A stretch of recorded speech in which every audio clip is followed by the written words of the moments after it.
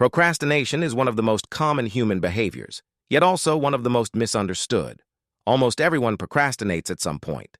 Students delay studying, professionals put off important projects, creators wait until the last minute to start, and even when we know the consequences, we still delay. This leads to stress, guilt, missed opportunities, and a constant feeling of being behind. To truly beat procrastination, we first need to understand what it actually is, why our brains do it, and why simple advice like just be disciplined almost never works. Procrastination is not laziness. This is one of the biggest myths. Laziness is about not wanting to act at all. Procrastination is about wanting to act, but feeling unable to start or continue. You know the task is important. You know it matters. You may even care deeply about the outcome. Yet your brain keeps pushing it into the future. That internal conflict is the key difference. Procrastination is a failure of self-regulation, not motivation. At its core, procrastination is emotional. We like to think we delay tasks because we are bad at time management, but research consistently shows that emotions drive procrastination more than logic. When a task makes us feel uncomfortable, anxious, bored, overwhelmed, or afraid, our brain tries to protect us by avoiding that discomfort. Procrastination becomes a short-term mood repair strategy. Instead of facing an unpleasant feeling, we escape into something that feels good right now, like scrolling social media, watching videos, or doing easier tasks. Your brain is wired to prioritize immediate rewards over long-term benefits. This comes from evolution. For most of human history, survival depended on responding to immediate threats and opportunities. Our brains evolved to value the present moment more than the future. This is why checking your phone feels more appealing than working on a project that only pays off weeks later. The reward of entertainment is instant, while the reward of progress is delayed. There is also a constant battle inside your brain between two systems. One system is emotional, fast, and impulsive. It wants comfort, safety, and pleasure right now. The other system is rational, slow, and future-oriented. It understands goals, consequences, and long-term success. When you plan your day, your rational brain is in control. When the moment to work arrives and the task feels uncomfortable, the emotional brain often takes over. Procrastination happens when the emotional brain wins. Fear plays a massive role. Many people procrastinate not because they don't care, but because they care too much.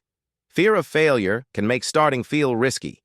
If you don't start, you can't fail. Fear of success can also be a factor because success brings higher expectations and more responsibility. Perfectionism is closely linked to procrastination.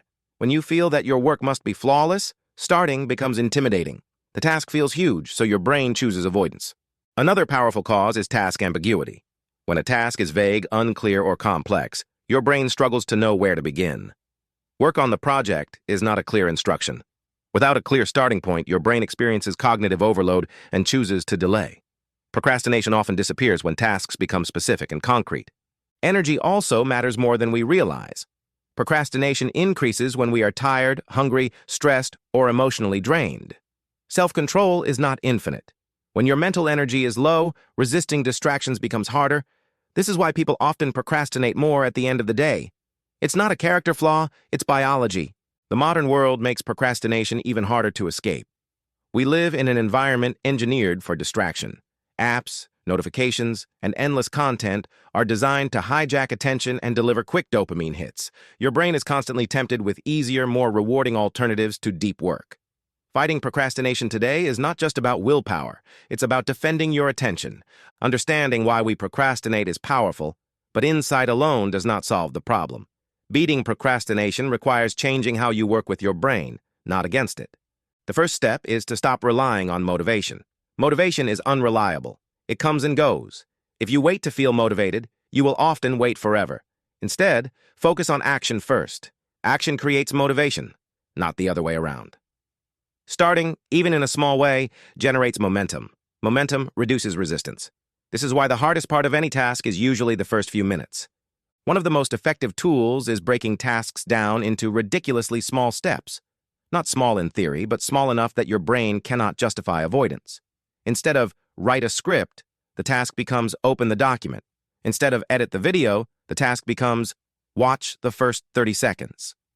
Small steps reduce emotional resistance. Once you start, continuing becomes easier. Time-based goals work better than outcome-based goals. Instead of saying, I need to finish this, say, I will work on this for 10 minutes. Your brain is less threatened by a time limit than by an open-ended demand. Often, once the timer starts, you will continue beyond the original time. Even if you stop, progress was made, and consistency builds confidence. Another powerful strategy is to design your environment to reduce friction. Willpower is weak compared to environment. If your phone is next to you, you will check it. If social media is one click away, you will open it. Make distractions harder to access and make work easier to start. Keep your workspace clean. Use website blockers. Put your phone in another room. These small changes dramatically reduce procrastination without requiring constant self-control. Learning to tolerate discomfort is essential. Productive work often feels uncomfortable, especially at the beginning. Instead of trying to eliminate discomfort, practice accepting it. Remind yourself that feeling uncomfortable does not mean something is wrong. It means you are doing something meaningful.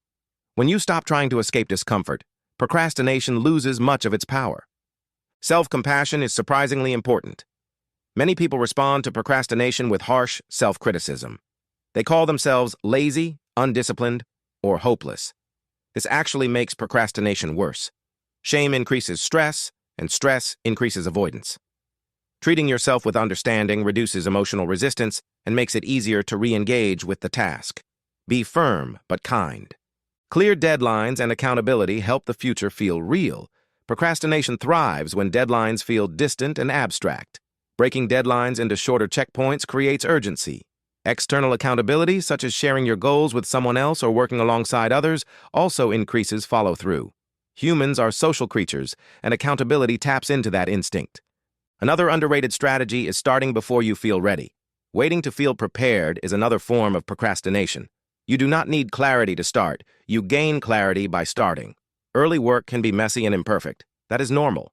Progress beats perfection every time. Finally, build identity-based habits. Instead of focusing only on outcomes, focus on becoming the kind of person who shows up consistently. When you see yourself as someone who takes action despite discomfort, procrastination slowly loses its grip. Each small win reinforces that identity. Procrastination is not a personal failure. It is a natural human response shaped by emotions, biology, and environment. The goal is not to eliminate procrastination completely, because that is unrealistic. The goal is to reduce its power, shorten its duration, and recover faster when it happens. When you understand that procrastination is about managing emotions, not managing time, everything changes. You stop fighting yourself and start working with your brain. You learn to lower the barrier to starting, design your environment for focus, and take small actions even when you don't feel like it. Progress does not require perfect discipline. It requires consistent, imperfect action. Each time you start despite resistance, you weaken procrastination's hold. Over time, what once felt overwhelming becomes manageable. What once felt impossible becomes routine. Beating procrastination is not about becoming a different person. It is about learning how your mind works and using that knowledge to your advantage. When you do, procrastination stops being an enemy and becomes a signal, reminding you to simplify, slow down, and start small.